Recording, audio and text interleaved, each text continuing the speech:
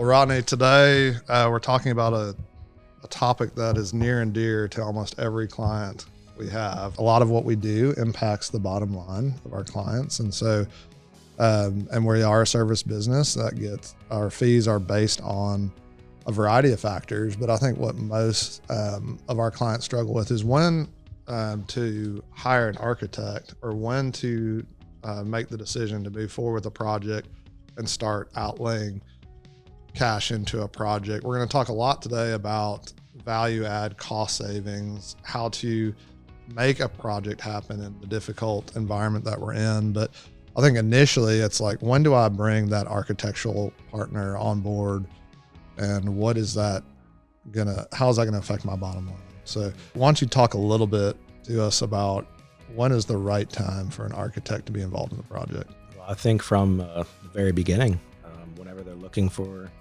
the property, we can add a lot of value in making sure that property is ready for that type of use. So on the front end, knowing what the zoning is, and then also trying to see what their goal is for the property, or what actual use it's going to be. And then once you get past that stage, then working through the design process for the concepts, the schematic design, to know exactly what they're looking for and trying to tease out the things that are most important to them, because otherwise it can easily get to be a very bloated design to where it's just going to be more expensive in the long run. But if the architect can help tease those ideas and goals out on the front side of the project, then they're going to save time and money later on. Because once you get through concept and SDs at the beginning, and we help them get to that point, then a contractor can look at it and we can see how close we are. And then from there, we can then get to the actual design further in, design development, construction documents. But it's very important on the front side of the project to have those steps and ideas kind of already laid out. And sometimes we get involved too late, and then we're backtracking and trying to save money by just cutting things out of a project. I think experience comes so much with that. You hear a lot of experiences is just, relaying your pain points that you've had. And for us as architects, those, we have had some painful lessons and things, but I think with some of the value in site selection, you may have a site that, this is a great fit. It's zoned for multifamily or senior living and it's ready to go. But once you really start looking at it and you realize you've got $5 million in retaining walls to make that site work, it might have the right density. Then all of a sudden the value isn't there. So walk us through, I'm thinking of a particular project that you have downtown, where you came in and the client had an initial idea maybe for some townhomes, and then you looked at it through the lens of what was allowed per zoning and the best use of the land. You got yourself familiar with the area and how you added value, and ultimately impacted the bottom line, really from a site master planning and entitlement phase, not even so from how the building was constructed. Mm-hmm. Yeah, originally the project had mainly townhomes, and we did the concept for that. But really that wasn't the highest and best use of the property, and looking at the potential for the location, which is near the south waterfront, and trying to figure out the best use for the amount of land that was there. Now, the property had some hilltop protection issues, largely because of the location and it being so close to the south waterfront. It really lent itself to have more of a higher density building, essentially. You're close to a lot of amenity spaces, so it was really a no-brainer to try and look at it from more of a multifamily scenario versus just a townhome layout. And so we were able to look at that and get a lot more units, a lot more beds, and so we can actually move forward then from that perspective. And we did have to look at changing the zoning in that particular project, but that is kind of, once we noticed that was probably the best way to do it, we went ahead to move forward with the rezoning process. Yeah, I think that's such a great case study, because I even think about the original ask from the client, which was a rezoning anyway, and it was going to give them 40 residents, and you return to 10x on that. Now you're going to have 400 residents there. And that was, again, through your experience and adding value of what could be done and what is the best value. I think it just goes to show some of the ownership that you take and that we take as a firm, as far as thinking of the project as if it was our own dollars that we'd be spending. How would we want to spend it, and what kind of returns are possible, and also a good community asset. So as you get a little bit further, maybe through entitlements, it's rezoned. There's a concept, hey, we're going to do 400 apartments here, or we're going to do senior living here. What is the kind of the next layer that starts impacting cost for our clients? We start to get into more of the design aspect of the building, but also parking is one of the biggest things that kind of affects our layouts on the site. So now that we have an idea of where we want our building to be located, some of the amenity spaces, we can then kind of hone in on the sizes of those spaces, the finishes or whatever on the outside, but more how it's addressing the street, how it interacts with the parking a little bit better. We just get more in detail of the design, and so we can then start to get just a better idea of like what it's going to be able to handle. Yeah, I'm going to pick on the Taj Mahal because it always gets brought up, at this kind of phase when we start looking at initial concepts. But when you're starting to think about, I've got a site, I can do 400 units here, or, you could build a glass tower, you could build, any kind of structure you want. How does experience come into play when you're thinking about historical data points that you draw from as you're laying out a building? I think part of it is just knowing the market in a way, and knowing what's more readily available to be built with, the building materials, what makes the most sense to build it out of. So we're not going to start off with a glass tower. We're going to start off with frame construction and take it from there. And then, we might have, as architects, we want to design something that's very aesthetically pleasing. So we might start off with some more interesting materials, say more brick than what we would end up with. But I would think, at least we can come with a compromise there. We just work through the design process. It's very iterative, where we need to start off with something, and then we just keep refining, and then we get to something that makes the most sense. But we don't want to start off with the most expensive. We kind of already know what is commonly built for a certain price at that time. So how does relationships with contractors come into play when we are in a series of years where pricing has kind of been all over the map, whether it's now tariffs or supply chain issues or just a demand on the subcontractor base? How does an architect bring value into that relationship? Just having the relationships with the contractors up front. We know a lot of people, we know a lot of contractors, and we're not afraid to talk to all of them. We can get good numbers and feedback with specific contractors in our area or around the different areas that maybe these projects will be built.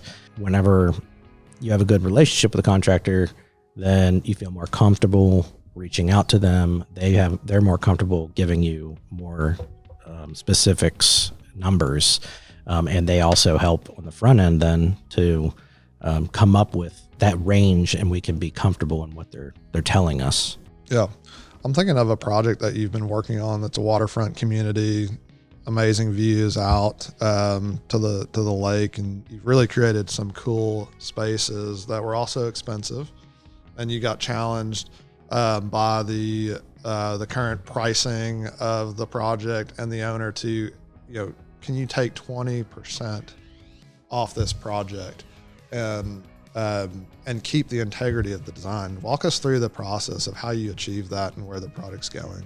Well, with this particular project, we designed what I feel was what the client wanted up front, and I don't think it was overly done in that respect of what it looks like or the layout, but him asking from purely cost standpoint, we just went back and looked at it, and we were able to just basically squeeze the building a bit, just, cut here, cut there. It didn't really take away from the design whatsoever. It probably added to it in the end, where we maybe shrunk the building footprint a little bit, pushed and pulled some walls, and then we got to the square footage that they were looking for, without removing any of the finishes, or just being able to say, hey, now this, instead of having these units touching, we separate them by shrinking the footprint, so they're no longer building a firewall in between, and there's space between them, which is better from a sales standpoint anyway. And a resident would rather live in their own single family home, not touching another single family home. And so then there's better sound implications. So it kind of just made the most sense once we got into it, just shrink the footprint. And now we have separate homes instead of townhomes that are touching. Yeah, you brought up a really good point, which I think is really interesting. When a designer is challenged to reduce, or VE is a lot of what it's called, to value engineer something, we tend to think, oh, this project's going to get worse. But you indicated that as you went through the exercise and the creativity and the problem solving, the project actually got better. I think of the developer that's trying to check a box and put a fitness room in, and it's in the basement and nobody ever uses it. That's not a value add. That's expensive equipment, that's expensive space, but it's not an asset. So to think of how you can create spaces and these problem solving of VEs, but actually end up with a better result, is like a huge win for everyone. So kind of walk us through just the problem solving nature of value engineering and how to bring value to a project and something like that. Well, after we get to that point where we have something to start with, and we find that it is slightly over budget, or it's just not where the client wants to be, a lot of the times the first thing that happens is, hey, what can we just simply remove? Which is the first thing, hey, can we eliminate windows? Can we eliminate, doors, change the elevations or floor levels? And I think where we can bring a lot more value is kind of just like that project we were talking about, is let's not start there. Let's start where we can maybe eliminate a little bit here and there from a footprint standpoint, or maybe we evaluate the spaces. Is this space really needed? Is this space, can it be more of a flex space instead of, just an open area that's not going to really be used? And so you're actually programming it a little bit, but by tightening up the space, I'm thinking of just like, we have a foyer now. That it was a larger space before. It was more of a lounge, but now it's more of just the connector piece. It's like it's more narrow, but it allows you to just have a presence to come in, but see, through the glass out to the pool and past the lake, instead of that being a programmatic area to just hang out more and be not as used, it's more functional as just an entry, and it eliminated square footage. So I think, going through that process versus just eliminating all of the glazing is probably more beneficial. And I think that's something that we bring value more. Yeah, absolutely. I think there's so many different aspects. I mean, you can have a beautiful design, even something as simple as like, oh, we want a 20-foot piece of glass here, and now we're introducing a steel beam. It's the only piece of steel on the project. You have another trade coming in. It's another subcontractor. That piece of steel is not just the cost of the steel. It's immobilizing another sub. It's another contractor, right? So thinking about, okay, if we are trying to achieve this 20-foot piece of glass and it's going to require steel, what are some other ways to achieve that? And then working through all those design opportunities and really embracing that for what it is, and value, not just being a dollar, but also an experience. And so, well, in that case too, sometimes it's just as simple as changing the direction we're spanning with our floor trusses, and maybe somebody wouldn't really think about that, but we would. What has been a rewarding value exercise that you've seen where you get out to a project and you say, wow, I'm so glad we did this or didn't cut that, but maybe we saved some dollars in a particular area? Not to keep talking about the same project, but it's always one that nobody will know. You can just pretend it's a different one. Okay, it's a different project, but I would say it's the one that does make you feel like at least you didn't really compromise in the the most important areas, and I think that project did. Like we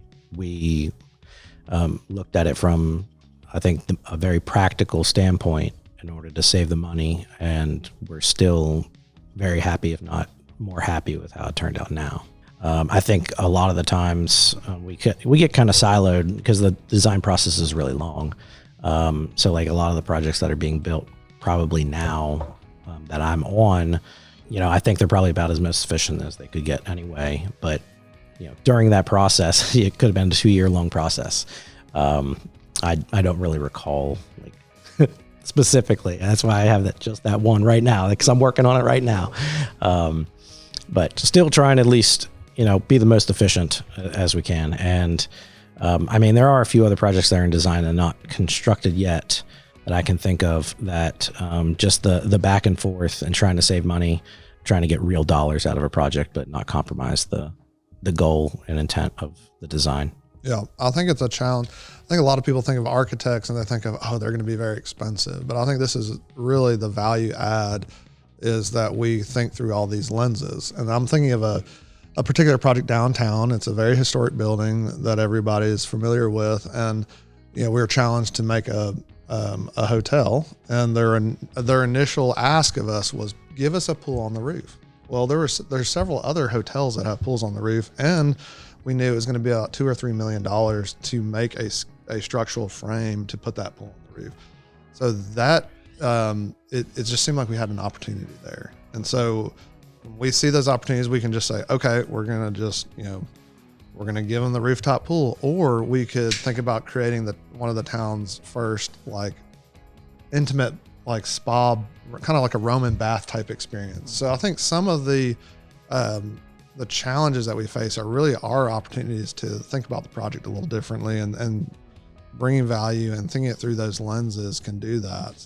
Rodney, it's great discussion. I think there's so much opportunity as architects, as designers, to really be a part of the team that has the experience looking at all these challenges and finding ways to create exceptional experiences, but the realities of budgets and costs and things, and find ways to really bring value and maximize those opportunities with a cost savings lens. And so we've worked in 16 states and multiple countries, and really think that experience and really one of our motivators is kind of those challenging opportunities to really solve it and create great projects and bring value to each one. Here at DK Levy, we are really invested in senior living. We do a lot of senior living housing design, and we just came back from an awesome conference in senior living. But with us being so intertwined in this industry, can you talk more about the new trends, kind of like what the future of senior living is kind of going to be, and how much demand it is for that housing type out there right now?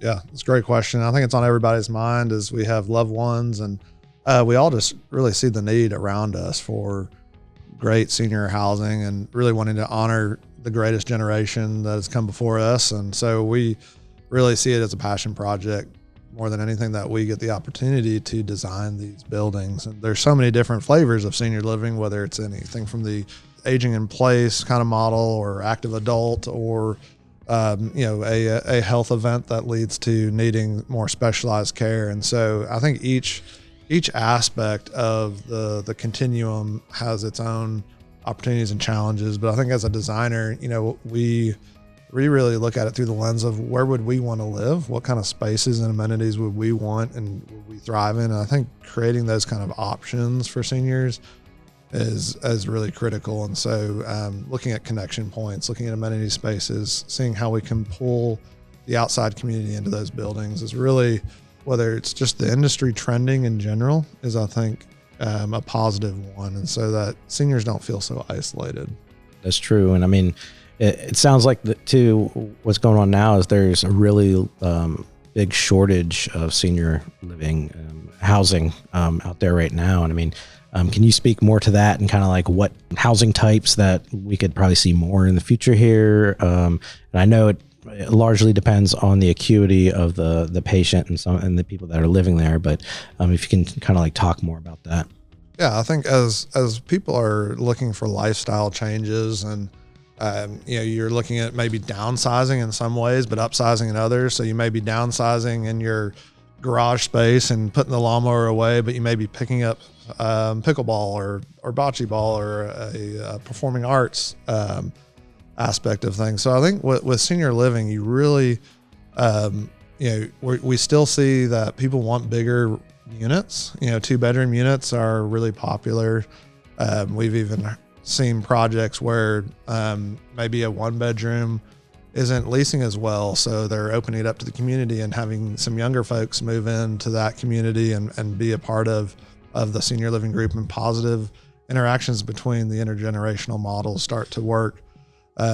It's just neat to see all the creative amenities that are happening in these communities to keep dignity and again, the options that we all want. If you're a woodworker, you still want to be able to do woodworking wherever you go. So to provide those kind of wood shop experiences, maybe there's a wood turning, or if you're a musician and you like guitar, I know you play it all the time pretty loud. So, maybe there's a sound booth or a music studio at the Performing Arts Center within the community. And a really good insulation units. So that's right. So I think, some of the things that we like to think about is what community are we going into and how can we make that an engaging community? So maybe we're next to a public park and we can have a really good ice cream shop or coffee shop inside of our building that the kids just want to come hang out. And maybe we'll put some turf areas outside the building next to that people want to be at. So we create spaces where people want to be, and those communities tend to thrive.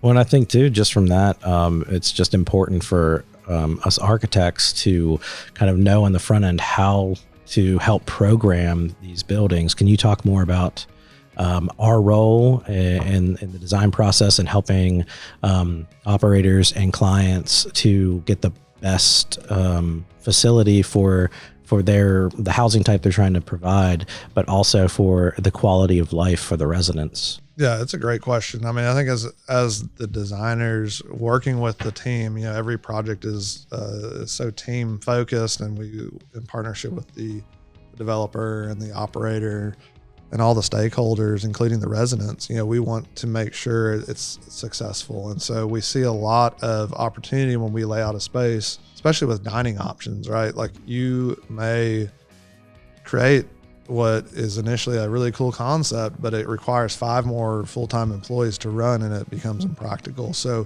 we have to look at in the design, how can we start merging and blurring the lines between different spaces and have a lot of overlap there, so that then they're functional to operate, beautiful spaces that people want to enjoy and hang out in. And again, it kind of goes back to the variety. Just having one big open kind of bowling alley dining room is not where you and I want to go every day.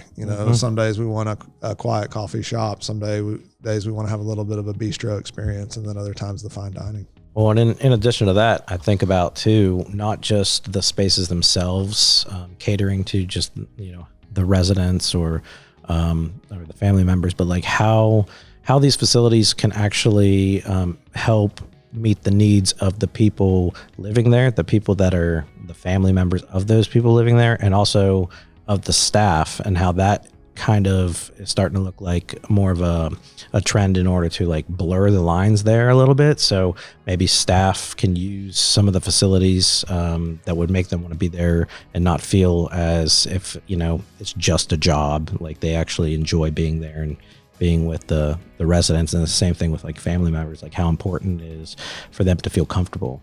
Yeah. I mean, I think the staff in these communities are incredible, and they really are the hands and feet that go out and love on our residents. And so it's something that we want to think about as designers, is what spaces are we creating for the staff? And sometimes it is a quiet garden space or a courtyard that they need just to kind of recharge, and other times it's highly interactive, like a fitness experience where they can have a membership to it and a pool and, be able to enjoy it. It's a delicate balance, because I think there's so much energy and effort that goes into caregiving that I can't even pretend to know what goes into it, but sometimes they just need a little bit of a break from that. And so I think as we think about our buildings, the staff lounges and those kind of places of retreat are important to get designed into the building as well.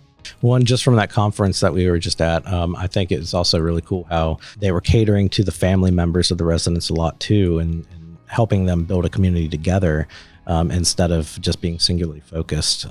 And I think that was really important, where family members were in the garden with their the residents that live there, their loved one, and they're spending a lot of time there versus just a little time and feeling more obligated. Again, that gets back a little bit back to the bringing the outside in and creating those amenities, but also those breakout places where you could have a small party or a dining experience or recreation or a cool movie room or something that the grandkids get excited about.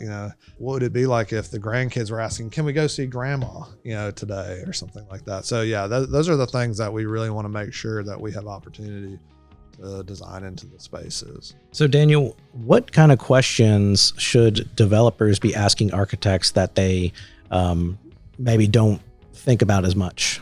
Well, I think with any project being successful from the get-go, you have to have alignment with your architect and owner and team, operations team. And I think it's important to know, like, where are we headed with this project? What are the overarching goals, and what kind of care are we providing, and what needs are we going to be meeting? So right now in the industry, we've all heard about the silver wave that's coming, and just all the amount of seniors that are coming into an age where they need this level of care. And, there's different challenges than 10 years ago when, it could be financial reasons and affordability, higher levels of care that is needed. And so I think it's important to know, with the different flavors of senior living, what market are we trying to capture, and how can we do that to the best of our abilities? And so I think a lot of times, someone will come to us and say, I want a senior living building, I want to get it licensed, but maybe I'll do dementia care. That building's going to be open in 3 or 4 years from when we get started, but how's that building going to be 10, 15 years from now? What are the goals that this community will achieve at the end? And so I think a lot of times it can be short-sighted in how we think about projects. But I think as far as questions that, they would want to ask us, or that we would want to ask them, is just how can we align with the goals that you have? Daniel, have you ever had a resident's feedback after the fact that maybe changed the way you looked at designing senior living in the future? Some of the most powerful feedback or experiences that we can hear about is how our buildings are being used, and it either matches some of the intent, or maybe it's being used in a more creative way than we even envisioned. And when we go spend time in some of our existing buildings, we see those opportunities, it wants to emulate or wants to improve on. So we have gotten very positive experiential reports from connections to nature. When we bring those moments of whether it's a courtyard space or a private balcony, or really just providing those view corridors, most of our residents want to be connected to nature, have the ability to go outside and experience that and not lose that freedom. And so that's been probably one of the better feedbacks that we've gotten, is those opportunities. I mean, we really see that as part of our mandate, connecting people to the things that God has made. And so that them having that opportunity to see the sunset, experience the breezes, see the beauty of creation is really impactful in how we approach design. And so we're always going to be fighting to add more windows and to add more opportunities for those garden spaces. And we love getting feedback that people are enjoying them. Well, I know that at DK Levy 2, y'all have designed many facilities that have memory care as well. Have you designed any facilities that produced even better outcomes, to where people actually get better and no longer actually have to be at these facilities? That's obviously some of the best feedback we can get. We have a community in Southern Tennessee that we've gotten great feedback and testimonials about improved health outcomes. And that particular community was a neighborhood type community with small intimate care settings, very family-like atmosphere, much like you'd have in your own home, surrounded by friends. But also it had that key component at the heart of that building design was the healing garden, the prayer garden. And it was a place you could go hear the birds, sit on a bench in the shade, and have opportunities to experience, again, God's creation. And it was cool to hear that there was a resident there that actually had a better health outcome than when they went in and they were able to go. And just thinking about that in general, and like different community types, that's where, a developer asking you a question like, what, if I want to have a senior living community, what type of building should I do? Can you speak to kind of that a little bit more, and just how important your role is to help determine that, whether it's looking at just the historical aspect of this is what has been working, or like this is some new designs or science in a way to moving to more of that neighborhood a model type, and just how your experience goes along with that. Yeah, we certainly don't want to say that we've got it all figured out or there's a set way for every project. So it's a team approach on every project. We look at market studies, demographics, and the demands and needs of the community that we're going to look in. And then we try and find opportunities to, again, through the lens of honoring our seniors and providing those experiences that maybe the community is lacking. And then we bring it all together. And so if there's a need for dementia care, and maybe there's a need for other villa type product, or there's a need for multifamily or even some services, we'll look at providing more of a campus model if the site allows. So there's so many different lenses that we look through, whether it's the zoning and planning lens or the demographics of a community and an affordability lens, or it could be just a need that is unmet in that particular community. So again, it's a lot of people coming together, a lot of information coming together, and then it's through the lens of experience that we deliver a great product for our clients and residents. Well, Daniel, it is evident that DK Levy is very passionate about senior living and helping the community and clients. We love it, and that we've done over 150 projects in 16 different states and thousands of units. But each day, it's motivating to be challenged by how can we do this better. We're constantly learning, constantly improving, and with the motivation of honoring our seniors. So we are excited about it each day.